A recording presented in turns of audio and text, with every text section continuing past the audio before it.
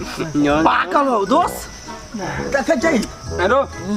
चुरा के खाए पर मजा आओ खा के मालिक देखा का काका बड़ मीठा ला खाता हो रहा ना दही रे बड़ मीठो काका आम लेकिन बड़ मीठो आम सुगर जगह खाई छे चला तू घरे